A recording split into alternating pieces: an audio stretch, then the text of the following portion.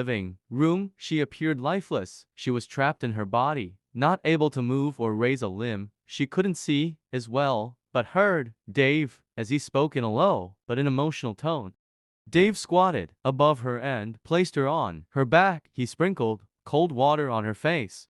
Tola remained trapped. Suddenly, she felt a strange sensation, as if she was separating into two, while she was still on the floor. Under the agitated ice and searching palms of Dave, she began to rise up and up, then stood on her feet and looked back at herself on the floor. She watched what Dave was doing. He had taken hold of her wrist and had placed the fingers by the inner part. He was searching for a pulse. Tola clearly understood that she was out of her body. The her that stood by the wall was as light as the air. She felt like she would float, and float she would. She felt an urgency to heed to a very important call. It seemed that her time on Earth had ended. Dave panicked. He ran around, doing everything possible to resuscitate Tola. He rushed into the bedroom and returned with a bottle of dry gin. Forcing her mouth open, he tried to pour some of the gin down her throat. Tola was still by the wall and could see and hear him clearly. "Tola, please sneeze," he begged. "Open your eyes. You can't do this to me." Tola shook her head and moved towards him.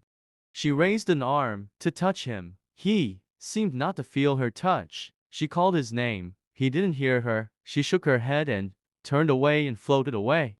"I should have taken her to the hospital," Dave said to himself. He felt he might have saved her if he had taken her to the hospital early enough. He touched her body. She had grown fish cold. Rigor mortis had set in. Dave shuddered at the thought that he would be questioned if he took her to the hospital now. An hour has passed since he started trying to revive her. The hospital might be able to ascertain her time of death. People would get to know of what happened, especially his senior pastor. He would be questioned on what Tola was doing in his house at that time of the night. Even at midnight, Dave was still at a loss on what to do with Tola. He had moved her body to his spare room and securely locked the room, as if anyone could come in at that time of the night.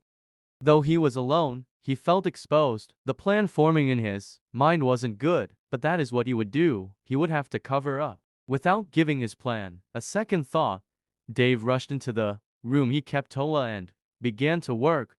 Tola's body had become heavier. Her lifeless eyes stared at him as if boring into his soul. He used all his strength to half carry and half drag her. Everywhere was silent. He felt a chill. He managed to lay her on the back seat of the car. He knew how to get into her house from the back. Anyone with something to hide would always devise a means of hiding. He had spent a few nights at her place before, and he'd always sneaked in from the back because of her nosy neighbor, a church member and an old spinster. This night, he was happy that the security guy wasn't on ground. Tola had always complained of the laxity of security in her neighborhood. Alas, it would work to his advantage this night. It was 2 a.m. Dave took a deep breath as he set to get Tola out of the car into her room. He needed to act fast and get out of that vicinity. Dave dipped his hand into his pocket with the intention to pull out the key to Tola's flat. He panicked because he couldn't find the key. It must have fallen off when he was struggling to get her into his car.